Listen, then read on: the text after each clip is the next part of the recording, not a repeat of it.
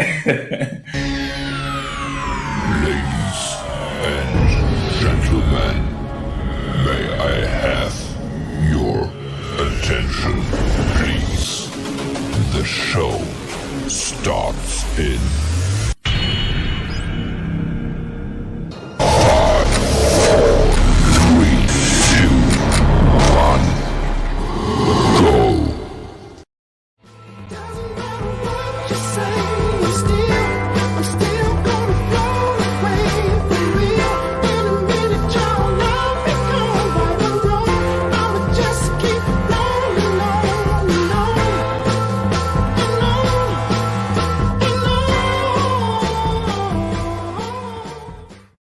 We are here.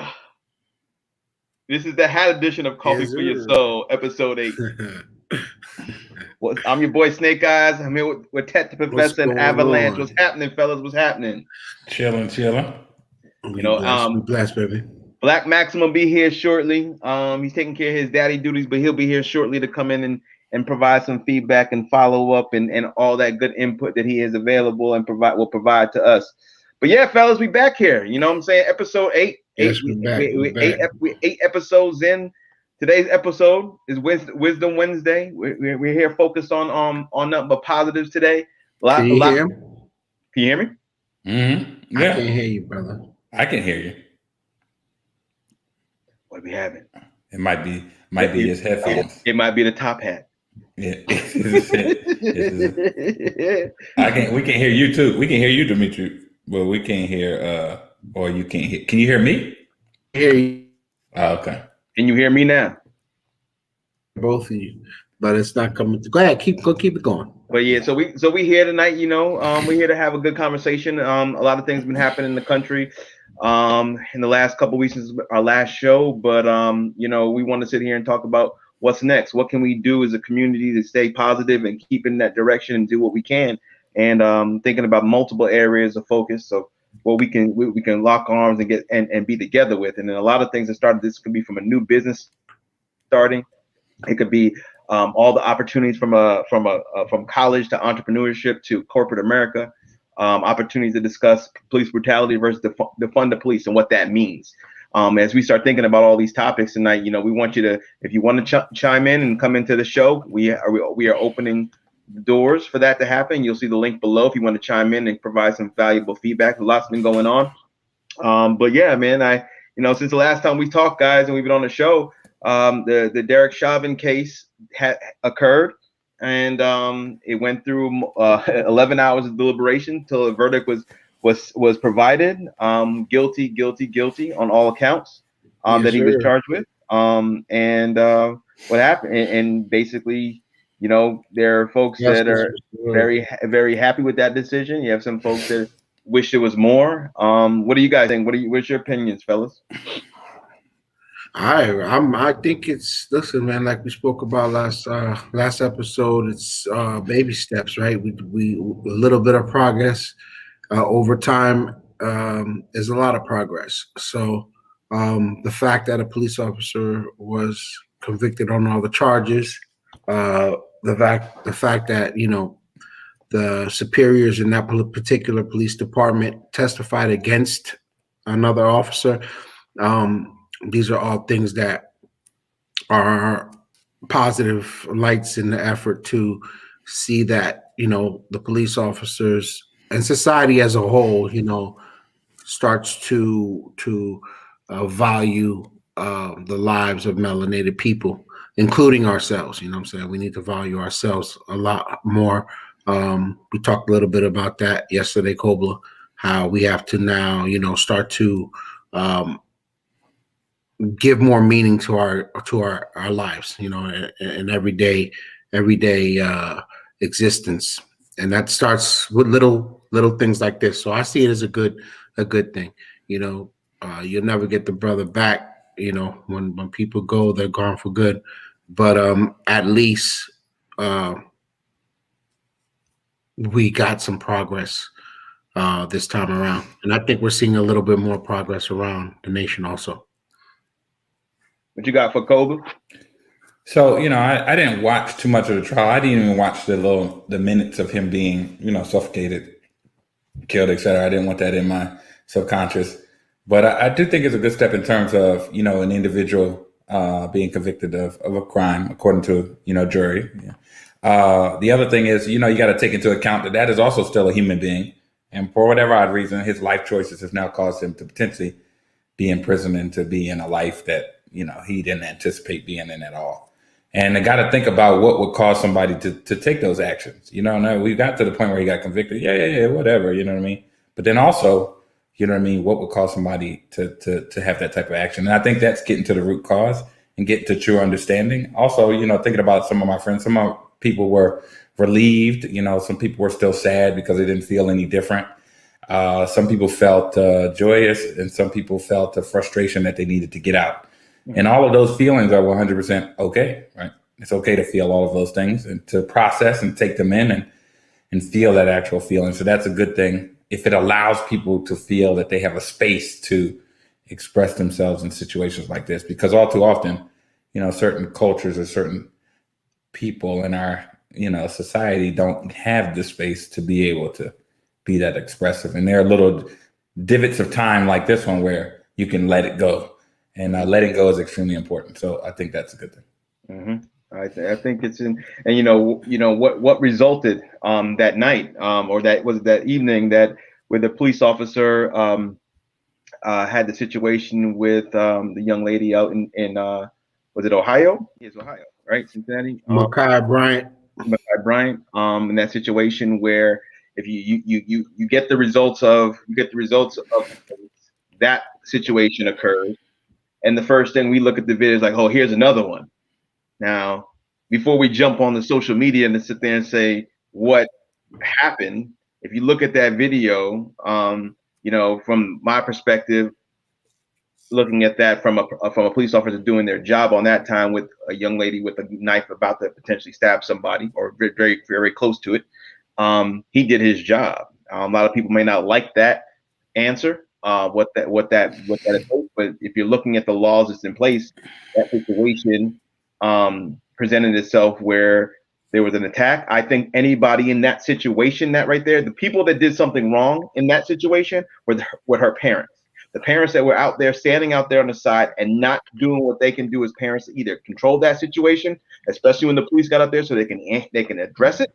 What I heard was somebody losing their life. And before it could have been two people losing their life.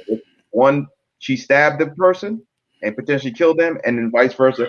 It was a crazy situation, and to see that. So, what was your thoughts, Ab? No, I agree, man. I agree. And this, as far as I'm not really here to blame anybody. I don't know her parents or whatever. It was an unfortunate situation. We all got to remember when our tempers get high. In a situation escalated like that, you got a bunch of people. It's a domestic dispute. Everybody's upset. Tempers again are high, and we have to try to keep a level head in these situations. Even if you have to defend yourself, you have to realize that when a police officer or officers arrive on a scene where people have been fighting,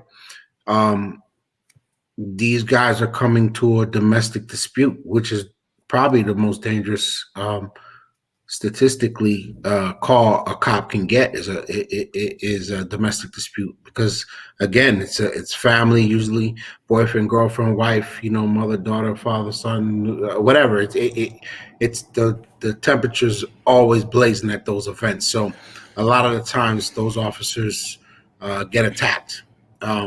Even in responding to a call, whether they're going to help, they're going to help somebody who's made the 911 call. Situations a lot of times change once they get there, and they start to restrain the individual who the police were called on, and someone in the family turns on them. Happens, and unfortunately, that's a dangerous call to make. So when he got there, he already had the call that there was a knife on the scene. When he pulls up, he immediately gets out the car. He's assessing the situation. I look at it like as if I was getting out of car, assess the situation. I see a bunch of people arguing. No one's really the footage doesn't show any really fist throwing. as the cars are pulling up. It seems like once he pulled up and hopped out, that's when like the blow as far as his body cam caught.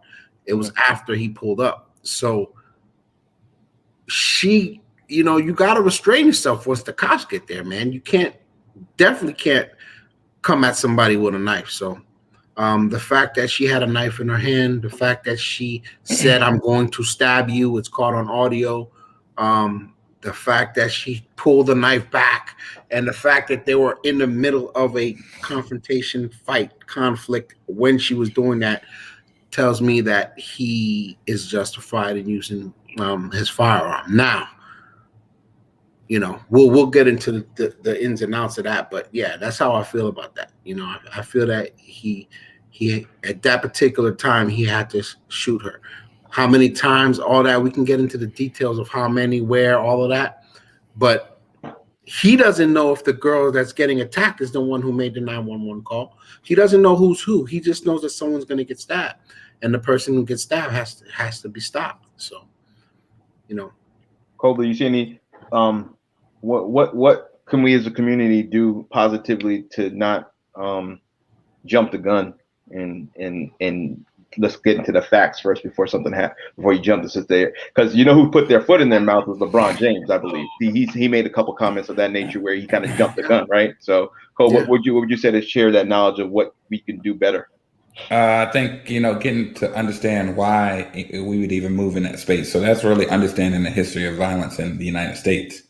So if you understand that, when you have race socialization, which I mentioned before, there's a lot of times you take on the traits of your oppressor. Solving a solution or solving a problem through violence typically doesn't end up very well. So my solution would be like, don't even get in the situation. You know what I mean? When, and I'm not saying it from the standpoint of like nonviolent. What I am saying is when you see something, typically, I'm like, oh no, I don't need to be over there. Or if I see myself escalating to that level, then I need to have the awareness to be able to step back. Because long story short, I don't want to deal with the police. I want to deal with my community. I want us to hash it out. I don't want outside people coming in to tell me what to do to fix something. I don't want that call to even be made. But you know what I mean? So for me, I would say that the solution is not even to get to that point. Now, what that takes, there's a lot of steps beyond that. You know what I mean? That takes to not getting to that point. But that awareness of your emotions and being able to express it, we just talked about it. You know what I mean? Having a space of vulnerability, being able to say that I'm angry with you because of this. You know what I mean? Why did she get angry to the point where she felt she needed to have a knife? And typically there was an unmet need there, which caused anger. So when you meet people's needs or their needs are met, we don't even get to that point. So, we'll get into, details of what can be done to add resources to the community. But yeah, my initial thing is don't even get to that point, because I don't need you regulating my community. We need to regulate our own. And just with that, I have somebody that wanted to chime in a little bit about what's been going on, and I'm gonna hit play and let people watch. Good evening, coffee for your soul. My name is Shelly Fan. I am your emotional intelligence expert. I am the CEO and owner of Ask Shelly Consulting, where we bring corporations to peak performance, where we work with individuals and couples, married couples, families, and provide therapy so that they can achieve irreplaceable versions of themselves. I am the host of the Ask Shelly Show, going live on Facebook every Tuesday at 12 o'clock Eastern Standard Time. It brings me great pleasure. It is a privilege to be before you, to encourage you in this moment. Earlier today, somebody asked me, what's next? What is next? We got the verdict. We can breathe now. What is next? And so I want to address that today, on tonight, with each and every one of you, everybody within the sound of my voice. It is amazing. We got the verdict that we wanted. We can celebrate. It's awesome. It's a favorable life outcome. We should always celebrate favorable life outcomes. Listen to what I'm saying. However, progress is not change. Change is that place where something starts and something stops. something unhealthy stops while simultaneously a healthy replacement begins. That is the definition of change. Men, do not take her back because she's made progress, because progress is not change. Women, do not take him back because he's made progress, because progress is not change. So what should our posture be in this season? What should our position be? What should our attitude be? And it is this: we can celebrate, we can recognize and acknowledge the progress, but it is important for us to remember that there is so much more work to be done. So we can celebrate the progress, but you are still on demand. You still have your marching orders to do your part. Each and every one of us is a part of the solution. And so what is your posture? You need to resurrect and stand at an attention, making sure that your gifts, your unique skills and abilities and talents, that you are using them to be a part of the answer. At the beginning of the quarantine, we talked about the prescription for ideal living and longevity. Ideal living and longevity. And I want to remind everyone of what that is, because it is important in this season that we do not shrink back. See, that's the worst thing that anybody can do. When people say we can now breathe, I've seen hashtags, we can breathe now. Can we really? I don't want to be negative, but it's important that we stand in the face of reality and continue to understand that you still have your marching orders. This is not vacation time, and this is not a time to shrink back, but continue to press forward with even more assertiveness and even more action. More action, she said. More action. So I thank you, Shelly. AskShelly.com. Appreciate you. One of our past and guests on the show, Coffee for Your Soul alumni, wanted to kind of chime in. She couldn't be here tonight, but she wanted to record something and share something with us about what we're talking about, and that's being that progress and taking that action. And I think that we're trying to do that here on this show. But we all have difference of opinions, but we move as a unit. And honestly, we can do everything together if we lock arms and do it within our community. To what Coppola was saying, it's like, why deal with the police rather than dealing with what you can take care of and have control of in your community. So yeah, I looked up jumping the gun because I wanted to see what the origin of it. So that's from track and field. So whenever somebody jumped the line before the guy pulled the gun, pulled the trigger for them to start the race. Mm-hmm. So that's where that came from. You know what I mean? And just stepping back on that, one, just going back to the point of don't even get to the point where you have to deal with such situation. And then if the situation arises, we got to make sure that we understand, look at it from a very more holistic view. So a lot of times we jump to conclusions about certain things without assessing the facts. You said it earlier. You know what I mean? If anything, look at it from an objective point of view as much as you can and say, okay, what's the situation? What's the situation? And then let me assess this and see if there's something to do. But what's funny about that is, Shelly was like, oh, it's a celebration. But I don't know how you guys felt, but I didn't feel like it was a celebration that he got convicted. I didn't. Mm-hmm. How did y'all feel about it? Because I wasn't like, yes. I was like, yeah, that's what's supposed to happen. I think that's how I felt. I was driving home when the verdict came from DC. Heading back to the VA, and I was in the car with a friend of mine, and you sit there and listen to the verdict and what's going to happen, and just like it was a sigh of relief that they made the right decision of what they should have done, right, which was the right thing to do based off the evidence that was provided. Based off the evidence presented, but that's what it was, right? Like that's the thing, is like the celebrations that we're saying, and I know where Shelly's coming from. I do know where she's coming from. I think it's also from a perspective of like that's we're always sitting on edge to find out, will the right thing happen? And right. That's where sometimes people are like, yes, they did something right. Like, but listen so listen how we like, so we're sitting on edge thinking about, we got one, mm-hmm. right? We finally got one. Mm-hmm. Yeah, but is that what we should be paying attention to? I'm not saying it's right or wrong. I'm saying, you know what I mean? The guy's on trial, et cetera, right? So we talked about this when we were discussing it, like, what flowers are we watering? You know what I mean? Which one? I got a little I got some lilies out front. I planted last year, I'm sounding old, but it don't matter to me because I could care less. I put some lilies out there, and when the lilies were sprouting, Demetri, you would have thought I had kids. I was like, you better come up out that ground and do what you do. You looking all pretty. I'd go outside and make sure that water, get out of here, bug. Don't you touch my plants. You know what I'm saying? And then when they came up, I was taking pictures of it like I'm taking pictures of a female. I was like, yeah, you better go ahead with your flower self. Hey, right? But I was boosted because look, I put those in the ground. I dug the hole. I bought them. You know what I mean? So I was like, oh, I want this joint to grow. I want it to look good. So when it came out the ground, I was like excited. It was similar to what we're talking about here.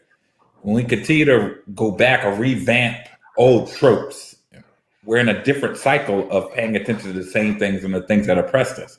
And I'm not saying that's what that was, but I'm saying how much attention do you really give that? You know what I mean? And how much attention do you give moving to another space? Well, celebrate. Listen, it's very important to celebrate small victories, right? Because that's the problem.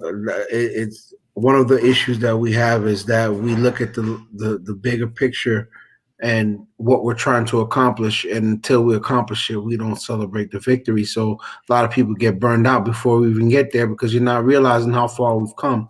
So as far as celebrating, I think she was saying that this is something for us to look at as progress, to celebrate the fact that somebody actually was held accountable, not necessarily celebrating that somebody's going to jail as much as the fact that celebrating that our law enforcement, who we give the power to literally kill, those individuals have to understand that they have to behave within a standard that is held higher than pretty much anyone, because you're literally giving somebody the right to take somebody's life. So it's important that we do celebrate the small victories, not somebody going to jail, but somebody being held accountable for taking the life of somebody who's trusted, somebody who's trusted. But go ahead. I'm sorry. I was just saying, like, were you like, when it happened, were you like, what was your reaction? Were you celebratory? I was relieved that they didn't let him get away. I was relieved because he deserved to see justice. You know what I'm saying? He deserved what he's getting. And we actually don't know what he's getting yet because he ain't been sentenced yet. Absolutely. We don't know. But what we do know is that if he would have been acquitted, we would have had problems as a whole nation again. I think Minnesota went up in flames that night. Oh, absolutely. It would have been a problem, especially right after the other shooting. And again, that has nothing to do with him.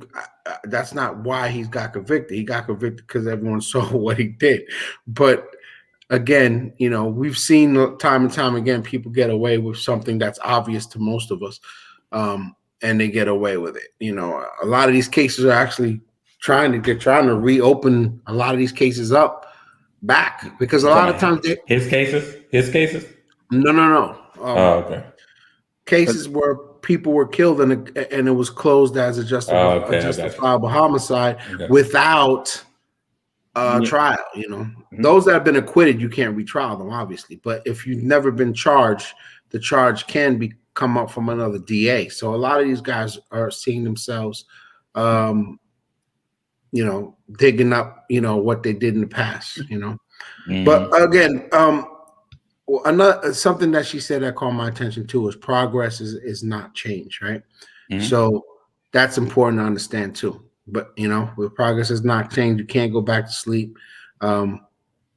It's now is the time to be more attentive to these things, and it's going to take everybody. It's going to take everybody when you see police officers acting out of character. It's going to take everyone around there to say, hey, slow down. If think about it, man, if Derek Chauvin would have listened to the crowd at that time, the majority of everyone telling him, hey, just take your knee off his neck. That's it. That 2-second act would have never happened. Would have saved. But I think that is important to look at, and it's like making sure we maintain that positivity vibe is, it's not good for anyone to lose their life. You know what I mean? But the other aspect of things is none of us know how long we're supposed to be here. Yeah. And the other aspect of the thing is this is just one form of who we are. Energy don't die. Energy just moves. We're all energy, right? So speaking of energy, I'm gonna have to introduce somebody.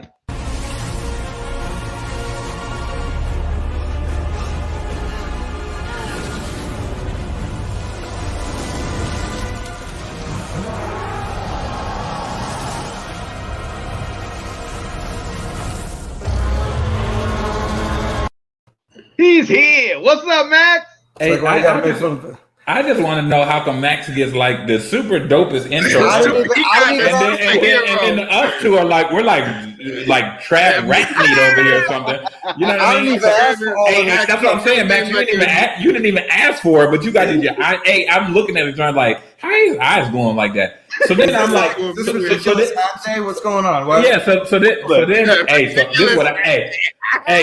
what happened was you got the owl though. You got the owl. Hey, look, Max, what happened was I got on. They had hats. I said, I got a hat too. Y'all ain't gonna make me look funny. I'm about to go get my little lawn hat. You know what I'm saying? Block the sun out. Hey, by the way, I got little vents up here. If y'all didn't know, this is perforated so that the air can flow through my hat. So anyways, moving on. Avalanche, we just gonna create our own intros from now on. I don't care what John is talking about.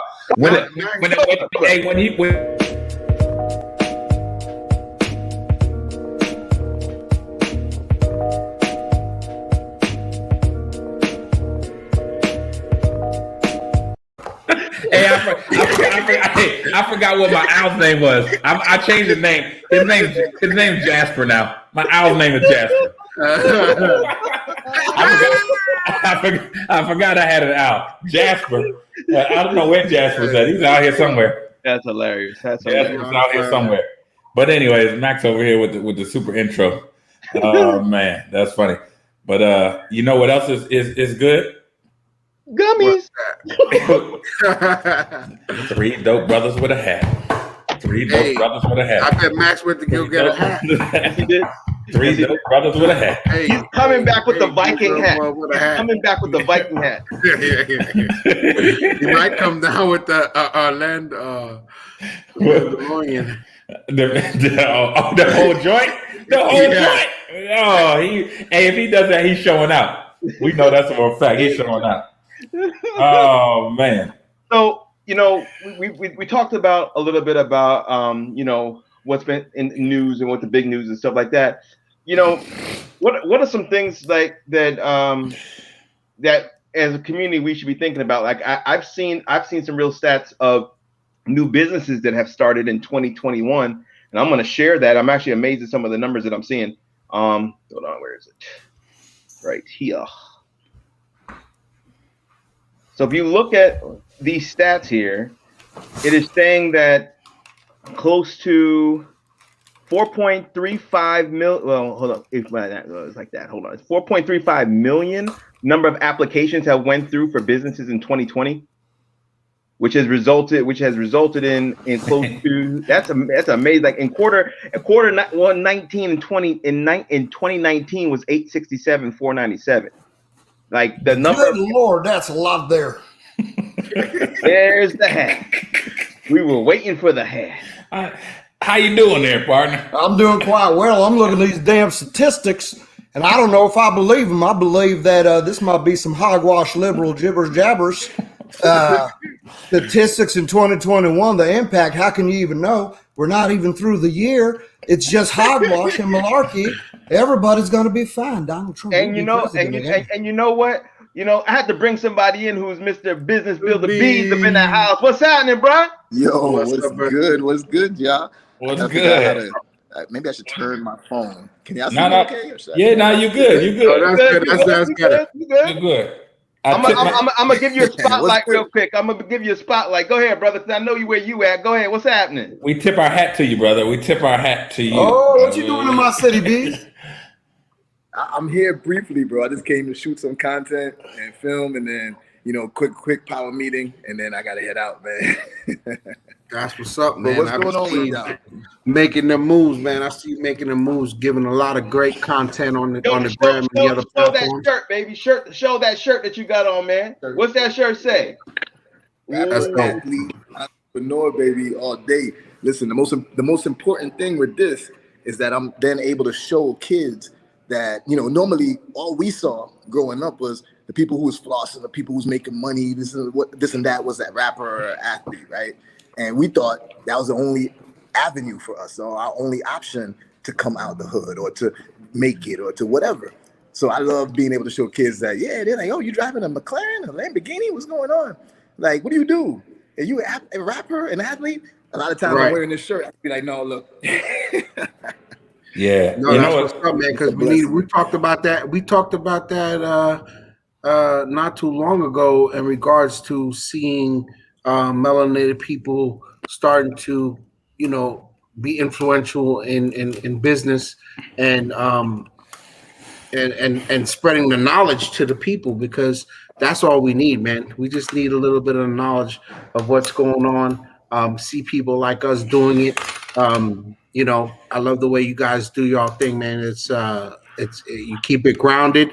It's understandable. You know, you say it in language we understand, and you keep the culture in it. You know, I think that's important to keep the culture in it, to keep the kids hooked into it. You know, because if it looks too corporate and too, you know, or not you know what I'm saying, right? If it looks too corporate, they might shy away from it. You know what I'm saying? I think one, I don't never want to underestimate kids. I've met a lot of kids that's smart, you know what I mean, and take the message how they take it. If you give them. So I think always the opportunity is to make sure that, to everybody's point, is to make sure that everyone sees that you can do this. So just to touch on that statistic, you know what I mean, and touch on what Bees does is, essentially, if you know post-slavery, see, we don't learn this too often, but there's a book called Black Fortune. Post-slavery, we made as much revenue, post-slavery, 1800s, as we do currently right now. That number has not moved. So here's the thing. There's two aspects to that statistic. One, we were making money. There were millionaires when we came out of slavery. Be clear. There were millionaires that look like us, but we just don't know that story. And there are millionaires now. The thing is, how do we get to continually increase that number? How do we make this a visual so that people think that they can do it? And that's the thing that shirt represents. Because for real, he could be a rapper, athlete, and an entrepreneur. Yep. He could be none of those things. He could be all of those things. And our kids and our community needs to know you can do that. And he's an example. Listen, there's two things. First, what Dimitri said is about information, right? That's been the key, man. Information is that new currency, right? Information is what's helping to elevate our situations, right? There's nothing that I'm doing is like, I came up with this great concept on my own. Nah, bro. All I did was put myself in the right circles so that I could find out new stuff. And then I executed on it. I implemented it, right? Like, I'm not mad at Donald Trump for not paying $750 or for only paying $750 in taxes. When I first heard it, I was like, look at this mother. You know, I mean, not cuss, but look at this dude. You know what I'm saying? But then I thought to myself, how? Because he didn't do it illegally. He did it legally. Well, so I want to know now, how to do it too. Some of his stuff, it might have been illegal, bro. Yeah. Some of it might have been illegal. Yeah, but I get what you're saying. I get what you're saying, though. I get what you're saying. I get what you're saying. You get what I'm saying. Yeah. You know, overvaluing property so that you get a bigger tax write-off, that might be illegal, bro. Yeah. But you know, B speaks on a real important thing, because all too often, you know, once again, it goes to the fact that in high school and middle school, our teachers really weren't preparing us for the financial world, really weren't preparing us to understand how to, you know, engage ourselves in terms of resources available, capital for starting business, entrepreneur. Like they didn't have classes like that when we were in high school. I don't know if they do now. No, that's because the school system was meant for manufacturing, just to be 100%. Oh yeah, absolutely. Exactly. It's straight. It's making people to be in factory assembly lines. That's what I question. Yep. So yeah, man, it's a vicious circle, but yeah, I mean that it's great that we do have people like Bees and, you know, countless slew of others who've been guests that are kind of representing and showing that there's something outside of that, you know, blueprint that, you know, is basically put in front of us as either through athletics, it's through entertainment, or go be a doctor or a lawyer to kind of, you know, that's the black / immigrant type of mentality. But between learning a trade, one of my friends up here, he's electric worker. He makes a good living. This man makes no small penny. Sometimes he works for 7 months out of the year, and then he takes a break for 2 months, and then takes his family somewhere, and then he starts working again. Doesn't have a college degree, but he learned a trade. So that's to say that there's so many more avenues towards wealth and building wealth and in our communities that are outside of what's projected for us through stereotypes. So it's great that Bees is representing for the culture without question. But go ahead. What are you saying? Thank you, brother. So Bees, the one thing we were chatting a little bit earlier on that call that we had a little bit earlier today, and you were talking about college, entrepreneurship, corporate America. Break it down to them. Give them a gem, bro. The biggest thing that I say to people is that you could go to college and suffer and grind for the chance, the possibility that you're gonna make 50K, maybe 30K, who knows, right? But then you're willing to put 4 years into college to do that, right? Without batting an eye. And you accept that you're gonna be broke during that time and living off of ramen noodles and all that type of stuff, right? But then when you have somebody you're gonna invest in your own business, you're investing in yourself, they be like 3 months in, it's like, I ain't making no money, I'm done. This ain't gonna work. You know what I'm saying? And it's like, nah, why you can't give yourself the same time to grow your business, to make things happen, to see some sort of change and impact that you gave yourself to go sit in college and just sit there and then come out with debt and not making, the money that you were hoping that you would make, right? So that's been a big thing to me when I talk about changing your mindset and everything, because everything we were taught was wrong, man. I mean, I grew up, I'm a Caribbean man, I'm Jamaican, and for me, it was like, hey, debt is bad. Credit cards are bad. No, they're not. You just need to know how to use it properly. There's good debt and there's bad debt. But right? so Bees, even before you continue to touch on that point, I think one thing that's extremely important about this is how did we get that psychology? So you can't sleep on that, right? We got that psychology because of what? How were we making money before? How does that get passed down? Why do you covet money when it becomes a commodity that you don't get very often? Why did you not get it very often? So I agree with you 100%. I'm just saying the context of that behavior is not trivial. That's all. Yeah, 100%. First of all, Colder, man, you looking diesel. What the hell? When it just popped up on you, I was like, hold up. No, hey, this is. I've just been eating Cinnamon Life. That's it. Cinnamon Life. That'll do it to you every time. I love what y'all are doing, man. I love the conversations that y'all keep having, man. Y'all paving the way for a lot of other people, bro. So, I hope y'all keep it going. I can't stay too long because we're supposed to go to this business dinner right now. But I had to tap in with my real quick before you sign off. Sure. Just 2 seconds. Can you tell us a little bit about the round table? What that is? I've been seeing, a little bit about that. Can you just real quick before you fly off?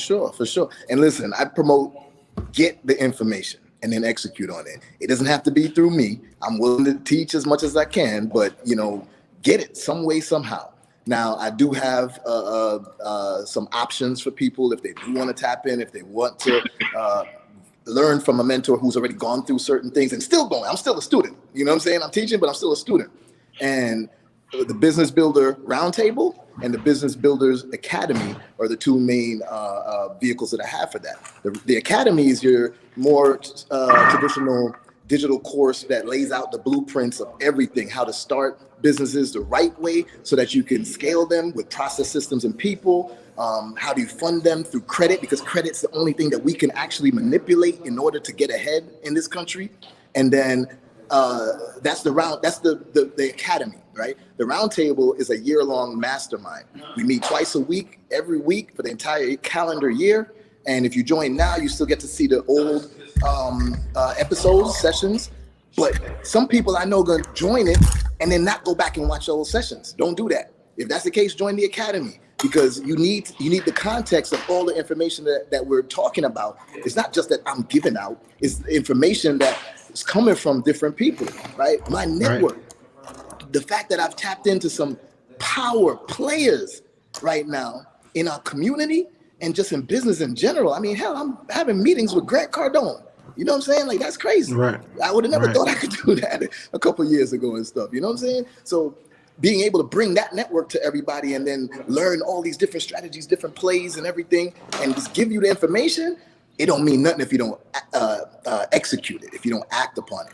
And, you know, one of the lessons I'm gonna say is, even when I'm teaching, when I'm talking about creating generational wealth, a lot of times people think that's, oh, I'm gonna make my money. Nah, it's about not just how you pass it down, but do you teach that next generation what to do with it so that they can continue to grow it and continue to pass it down so it becomes true generational wealth.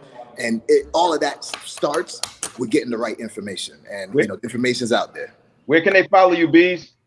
Instagram is my main home. So Business Builder Bees on Instagram.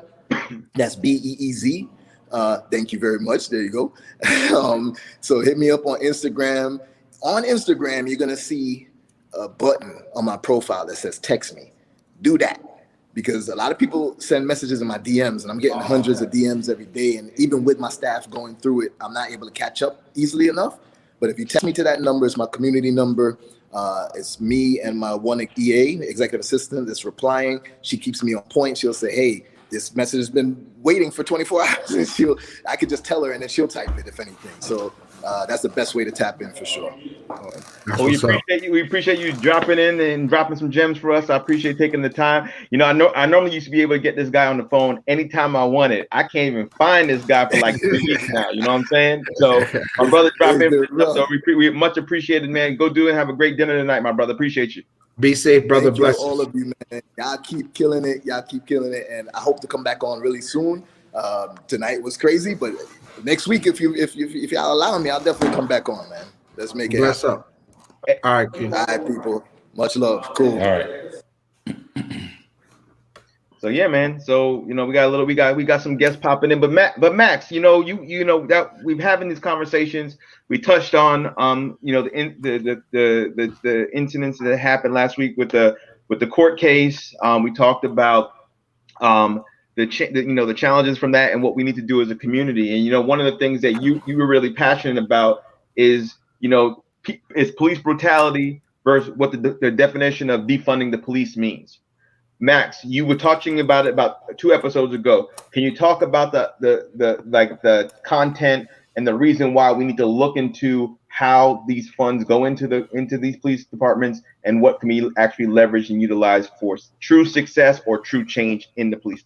Yeah, and Max, if you could, you know, think about the angle of you know, how it can be a positive impact on everybody's job. Yes.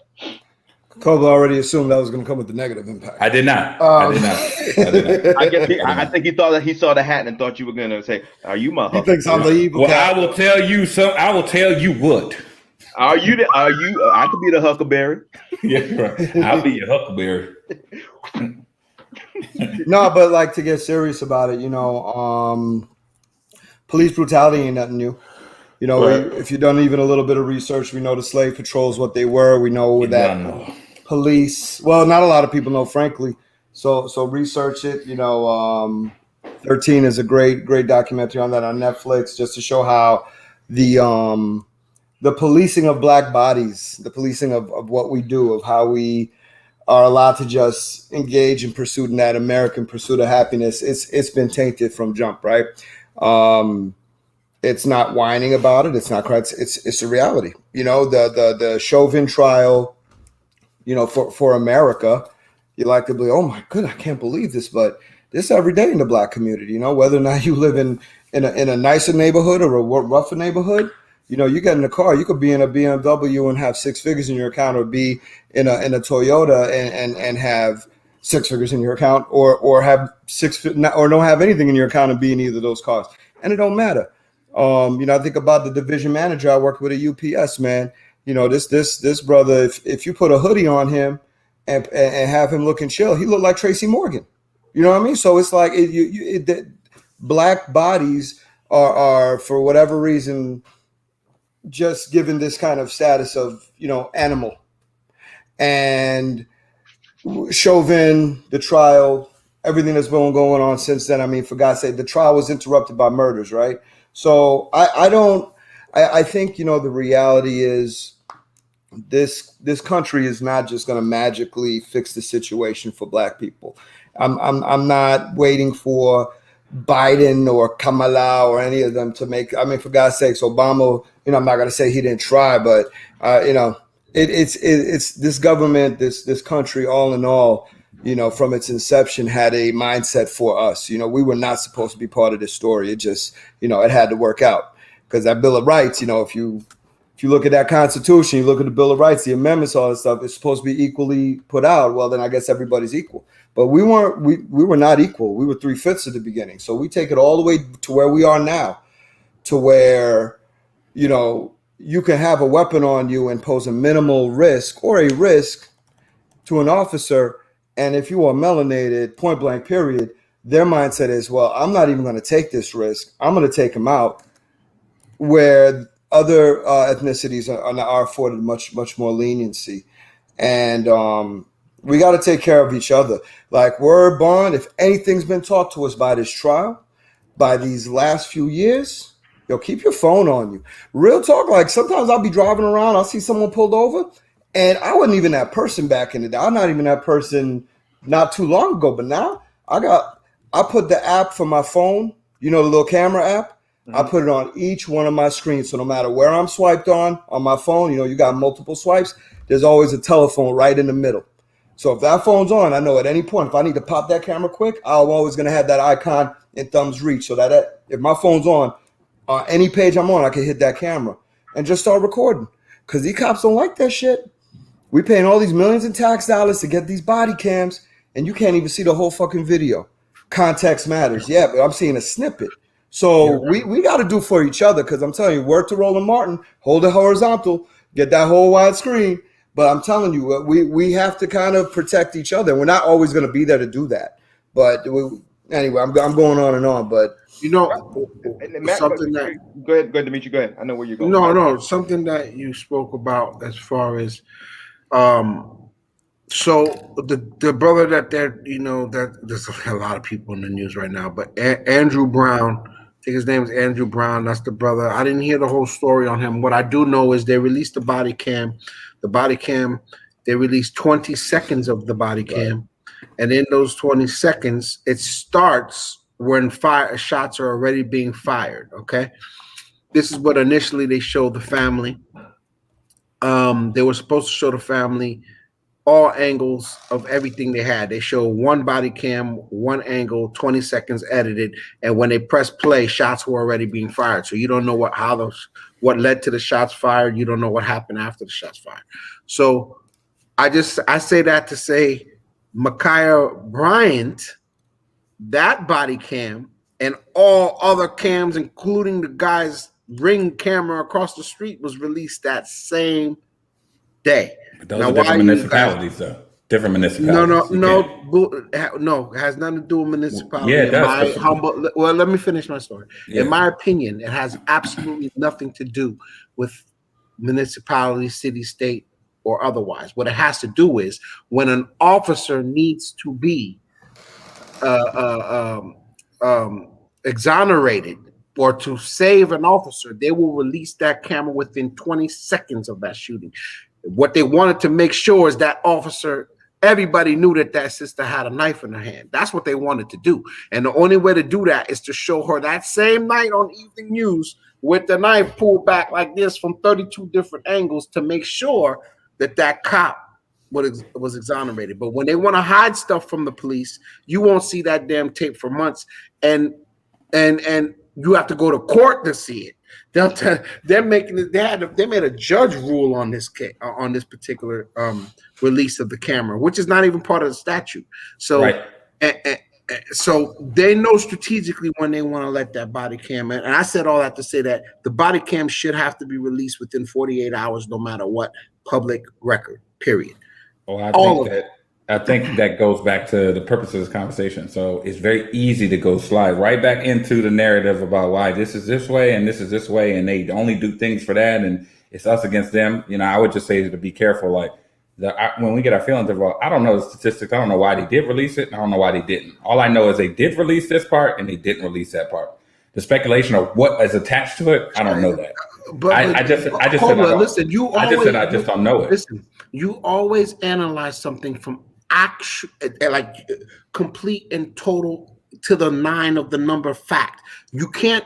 There is gray in life, bro. You can't. Everything's not always black and white. No, Listen, I got this you. is I got life. you, but I got you. This is It's life. either, but this is what they presented. I just don't know that information. That's all I'm saying. I don't have that information. But you don't have to know the exact information on why that officer or that department. Why they released body cam footage? You don't. Yeah. You don't have to know the exact reason of what they said in that office to know why or why not they didn't. I don't know the laws.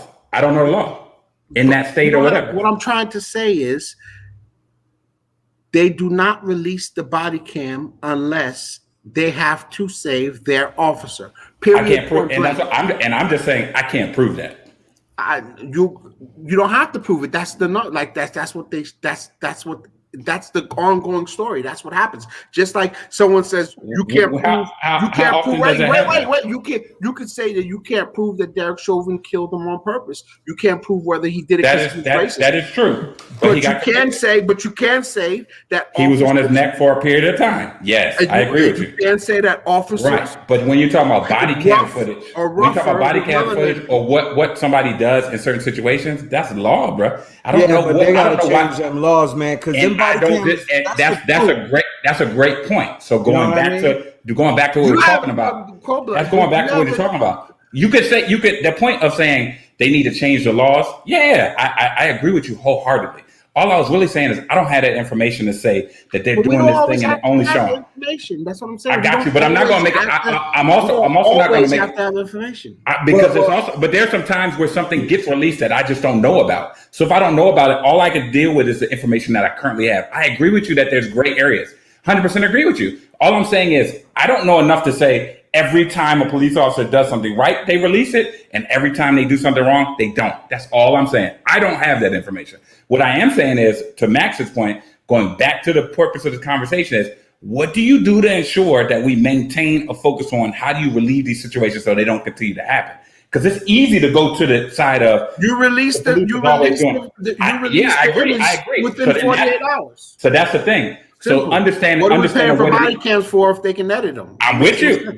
So if your local sheriff is involved, why would you not release it? But the other thing is, if it is in a criminal investigation, if it's ongoing, I don't know that information either. I'm not releasing anything to the public that's an ongoing. True enough. You make a good point, Cole. But there's protocol. But that's what I'm trying to say. Right? Wait. It's not. You say he makes a good point, which he does make a good point, but he just backed up what I said, because then why did they release Ma'Khia Bryant? That's an ongoing investigation.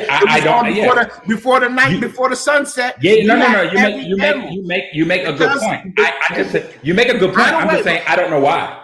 I don't have to know why. I can look at that situation and make a guess.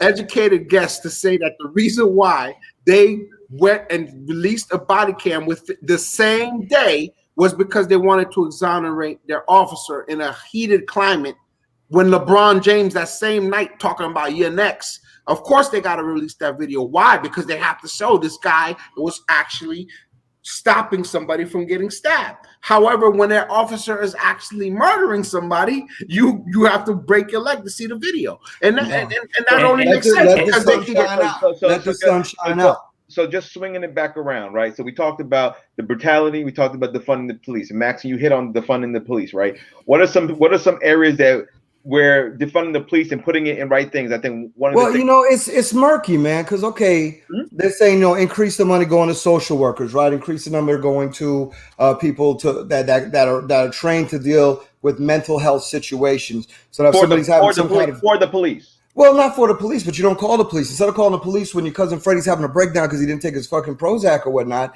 and he's going crazy, you call the cops. They're gonna kill your fucking cousin because he's gonna be crazy. He's twitchy. Ooh, he's 6'2". You know what I'm saying? And they get freaked out. And my thing is, what does perfect look like? Because maybe you send a social worker in, and she gets her head chopped off because this nigga's dangerous. Excuse my French. Okay, because there's motherfuckers who are dangerous out there. I'm not all like 100% every cop is bad. Because trust and believe, there are maniacs out there that will kill you, rape your wife upstairs while your kids are asleep, and they're coming for the remember. And they need to be dealt with. That's why you need law enforcement. I'd never be one to say you don't need law enforcement. Mm-hmm. And it's like that dude in Philly, right? He was having a mental breakdown. He's chasing 2 cops with a knife. He's chasing them. The cops are begging him, hey, stop chasing me. At that point, I don't give a fuck if you got mental issues. If the cops are telling you to stop, you chasing him with a knife around the fucking block. We all saw that video. And they took him out. You know why? Because they gave him like 5 minutes and then the neighborhood want to scream. Why y'all kill him? Because the motherfucker was chasing 2 cops with a knife after they were begging him 10 times not to fucking chase him with a knife. So Max, I think that's when you get to the point, like the mental health aspect of it. So you don't want to get to that point, right? You don't want to get to the point where the police are there. Like mental health issues, you know what I mean? It ramps up. You know what I mean? To get to the point where he's got a knife yielding him, psychologically, like he's not seeing police officers. He's seeing a threat. We don't even know why he's seeing that threat. You know what I mean? But I do know one thing from dealing, and you guys know from, you know, when you talk to homeless people or whatever, typically the energy you give someone who may not be on the level is the energy you give back. If you go to somebody like, oh, you crazy, they act crazy. If you go to somebody you act like, in my opinion, or the interaction I have, and I act like they're normal, they act normal. And then somebody be like, you know, he crazy. I'm like, he crazy. He think a little different. But my point being is like, when we talk about defund the police, I think it's more so like give police officers do too many things for what they get paid for. That's just a fact. That's true. You know what I mean? So how do you break that down and make it into something that's more holistic and helps the community more and allows them to do their job better? How do I get me giving you money and allowing you to buy weapons and all this other stuff doesn't make you do your job better? These cops look like soldiers in right. That's just a fact. So we know that through history. If I give you more money, this doesn't make you better at your job. It doesn't. So then we're like, go ahead. I'm sorry. Go ahead. No. Again, this is something that we always talk about and we always bring up, right? When we speak about these things, you point out the fact that how do we get there before it gets to that, right? Yeah. But there again, this is when you handle. Remember how we spoke about? We have people like Bees handling finance. We have people like Shelly Fan handling psych. Mm-hmm. Then you have people like, you know what I'm saying? So we can have somebody holding the police accountable while we have somebody using mental health professionals instead of, you know what I'm saying? So we can't forget accountability and going after a cop or teaching the youth, listen, when a cop pulls up, stop throwing fists. It makes sense. Yep. You know what I'm saying? Stop throwing fists. First off, it makes sense legally because you don't want to be a witness. They're in the power position. But on all grounds, when a police pulls up to a scene and you're in an altercation, you should actually shut up because now he's the evidence. He's there. I heard you say that. I heard you do that. I saw you throw that. You're going to jail. It's a legal standpoint. It makes sense. But more than that, if you want to survive, you don't pull a weapon on a scene. I don't care if you have a concealed weapon. They teach you that too. If you have to use your weapon on a scene, you secure the scene. Try to retreat as much as possible before you put in a position. Yeah, but once you call 911, when the 911 shows up, make sure that weapon is not on you or in your hand. Yeah, because you're a threat. They come into a gun scene. They don't know who shot who. What? They don't know anything. They don't know anything. Exactly.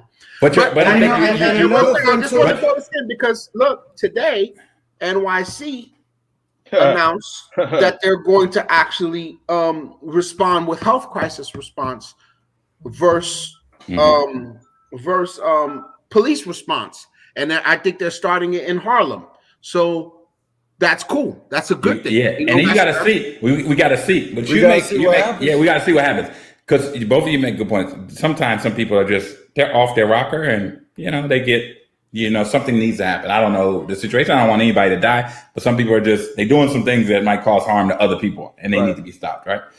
Unfortunately, we were talking about this the other day, just a random throwing in there is, when people look like you typically give them more leeway, right? And in a lot of cases we've seen, people get leeway that have AR-40, AR-15s that just lit somebody up and they're not getting shot at. I don't know what that is, but that's just the facts, right? Then the other part that you mentioned, Dimitri, that's dope is you're 100% correct. We have, there's a book I just bought called Powernomics, and it's talking about how we as a culture, move forward together. And at one point he says, we're the only culture that relies on outside things to help our culture out. Every other culture is like, oh, they come together. And I'm not saying that to say all cultures are great and they do everything fantastically. I'm saying if you go to a foreign land, you be like this, hey, Dimitri, what we got to do to eat? Hey, Max, what we got to do to get this money? Hey, John, what we got to do? How many lawyers we need? Hey, Tim, how do we buy this building? And then we come together and figure it out. And then we go outside. Too often we rely on outside in. Inside out is what we need to rely on. You make a great point, Dimitri. Like if we know that Johnny's twisted, hey, all of us know, like if you lived in a hood or in any neighborhood, Mr. Sampson down the street is crazy. Hey, we need to give Mr. Sampson some help. The little kid, he bad, but if we all rally around him, he'll be all right. That he's acting up or he's a great kid, so we need to nurture that kid. You know that when you're in community. You don't know it if you're not. So the thing is to work towards a point where we are in the community and then we can drive those things, because by the time the police are called, Max, it should be, oh, he crazy and he got a gun. We did everything we could do. We did everything we could do. You know what I mean? You got to get him. And everybody understands the consequences. But that should be the last resort. This literally was announced this week. Like I said, New York City police will stay out of many mental health crisis calls, and social workers will respond instead. So this is not everywhere in New York, but there's a test program. They're testing it. And I agree with you, Max. Those social workers are putting their lives in danger, but they're more skilled on handling people like that when they're having there's a documentary on Netflix. I haven't watched it, with 2 police officers that got mental health training and how they reacted to dealing with situations. And they quelled way more situations once they got that training than when they did not. And so that's an actual documentary. So that's an example of what happens when people are trained to look at things differently. And I think the other aspect of things, and we're talking about beneficial things, I know we're right on the time. One thing that's a positive, you see that HBCU, I don't know which one, that said they're going to start their own policing program. That gives you a perspective of a group of people that may know how to deal with a culture a little bit differently. Let's see how that turns out. You know what I mean? Seeing how these things turn out. The one thing I think, whether it's the Constitution, whether it's policing, whether it's all these things, when we get caught up in the notion that they can't change and it just has to be this one way, things have to adapt. They got to adjust. If something ain't working, adjust it. If your police officers killed 73 people last year, this year it should be 62. And we should be that transparent so that we can move to a positive way. And no matter what it is, you know what I mean? Even when we talk about government and all those other things, if you spent this much money last year and this was the outcome and it wasn't helpful, this year it needs to be different. And that's the type of engagement and transparency I think it should be across the board. And then, of course, I'm about community because I love my folks. So all of us being together and working to help each other out. So with that, as we close up the show, about 2 minutes over, but it's okay. What would you like to leave our viewers tonight with, Copeland? I love you. No matter what. So here's the one thing though. No matter the debate, and I think that's why this is always good, is no matter the debate, no matter what we go back and forth on, I still love everybody on this call. And so when you have that type of empathy towards anybody and you look at a person like they are a piece of you, then you can have this dialogue and move on, and you could understand each other's point of view. No matter how much we go back and forth, you can understand everybody's point of view, and then you can move forward. And then being flexible to change. I think that's important. I think being flexible to change to make sure that things are for the betterment of the greater good, because honestly, when everybody wins, we all win. And it's funny that we'll talk about giving in a philanthropic sense, or like, oh, people don't give, or we need to give more. And if you think about every business, every nonprofit, everything that's in our culture, whether it's a retailer, et cetera, they're giving you something and you're giving them something in return. Everything is about giving. We just got to frame the context a little bit differently. So anyway, that's all I got. Av, what would you like to leave our viewers with tonight? I think when we're on social media, when we get these breaking news headlines, it's good to wait a little bit for the information to come out before we start reacting. because you can do more harm to the cause. Also, you know, sometimes somebody unfortunately has to be shot. It sounds crazy, but we already know this is true. Sometimes somebody has to be shot. Now, I'm not saying that. Yeah, no, you got to be clear these days. Right, Yeah, you don't want that to be a soundbite. got to be clear. I'm not saying that Ma'Khia Bryant should have been shot. What I'm saying is, I don't hold him responsible for shooting her. I'm saying that if he would have used a taser, it could have been better. I'm saying that he had to react to stop that young lady from stabbing the other lady. And we can't just every time something happens, we just post it and be like, "Oh, another." Because again, you it want becomes normal. You want it credible. You want your position to be credible. So, yeah, don't you know, like we said earlier, jump the gun, right? Maxime, what would you like to leave our fans with tonight?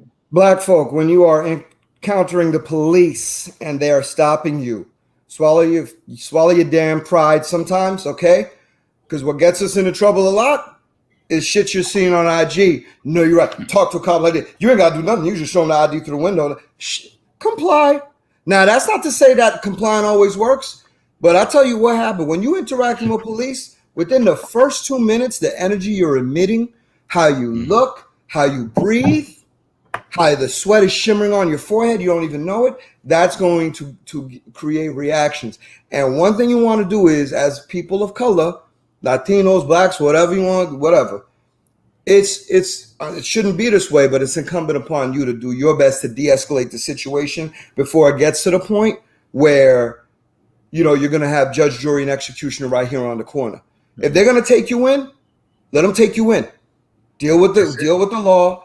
Get that. Don't be running from the fucking cops. They will shoot you in your back. They don't give a fuck about your monkey ass. They will shoot you more quickly than they're going to shoot Phil Snickelheimer. Sorry, because Phil Snickelheimer may have family that can talk to the city councilman and say, what the hell happened? What's going on? You guys are. We don't have those connections. We don't have that link to. I mean, we do. We can. But in lieu of that, like, swallow your pride. You ain't got to be a smart ass with the cop. Do what he tells you. Show me. I ain't got to show you my ID. Show him a fuck your ID, please, so that he can run. And if you got some bad shit on your ID, well, yeah, shit, you might have to go up. But it's better to go deal with jail and get the fuck out than being dead with 2 bullets in your ass. Your kids at home, they ain't gonna see you again. So calm your ass down, big shot, and just fucking relax, de-escalate the situation so you don't get shot. Hey. It's the truth. It's the truth. Yeah, I haven't done this in a while, but I always find it funny the names Max comes up with. Like, they're never like the same name. They always find some name that like it just comes out of left field, but it actually sounds like a name. Like, it's not like John Hot Dog Jones. Nah, it always comes up with a name that sounds like it could be. You're like, do you really know Schnickelheimer? One day somebody got caught. Somebody gonna come on the show. You ain't gonna talk about the Schnickelheimers like that again. I don't have time for this. Let me tell you something, boy. Nah, but Schnickelheimers is good people. I'll tell you something. I just want to leave our followers with something, a quote from Michelle Obama. She said, "People who are truly strong lift others up, and people who are powerful bring others together." And that's what we're here trying to do, and bring everybody together. We can do this as a community, and get better. And I think, with my kids having to actually have an opportunity to watch the Captain America and Winter Soldier last week. Captain America became a black man in live film. So when you got your kids watching that and looking up and like, oh wow, this is something big, right?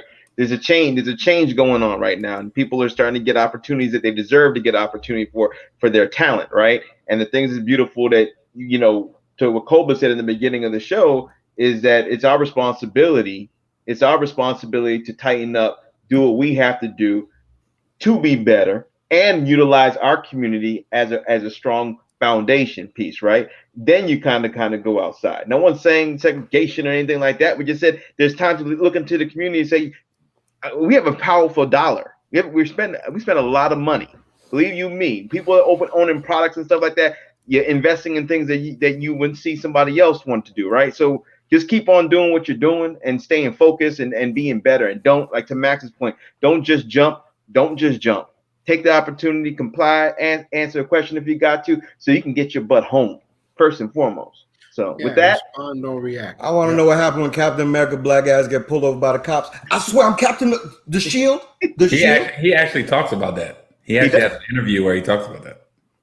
I want to see that episode. And he says exactly what you said. He's like, that's not the time. He's like, this ain't the time. So shoot his ass. That's really funny. So with that, peace up.